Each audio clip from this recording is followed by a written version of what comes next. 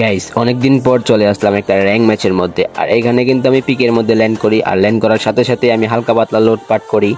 লোডপাট করে যখনই আমি সামনের দিকে দেখতেছিলাম যে একটা মানে এনিমির আওয়াজ শোনা যেতেছে, তো তারপর আমি ভাবলাম একটা ল্যান্ডমাইন পাইটা যখনই আমি হালকা পাতলা লোড করে ঠিক তখনই দেখি আমার সামনে একটা এনিমি দাঁড়ায় রয়েছে। তো তা আমি স্কার দিয়ে একটা হেডশট দিয়ে এনিমিটাকে ফিনিশ করে দিই। তারপরে দেখলাম যে আমার সামনে আরেকটা প্লেয়ার।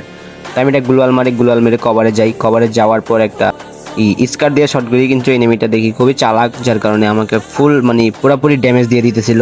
তো আমি যে কোনোভাবে কোনো রকম খালি ভাগতেছিলাম। তো অনেক চেষ্টার পর আমি এনিমিটার কাছ থেকে মানে আমারও এক্সপি রিকভার হয়ে গেছে। তো আমি এখান দিয়ে যখন আমি দেখতেছিলাম, আমি মনে করতেছিলাম এনিমিটা হয়তো ওই পাশে, কিন্তু পরে দেখি এনিমিটা পালাইতেছিল। আর আমি P9 দিয়ে সুন্দর করে একটা হেডশট দিয়ে দিলাম। আর হ্যাঁ গাইস, তোমরা সবাই শুধু আমার ভিডিও দেখো, কেউ লাইক সাবস্ক্রাইব করো না কেন? সবাই লাইক সাবস্ক্রাইব করে দাও।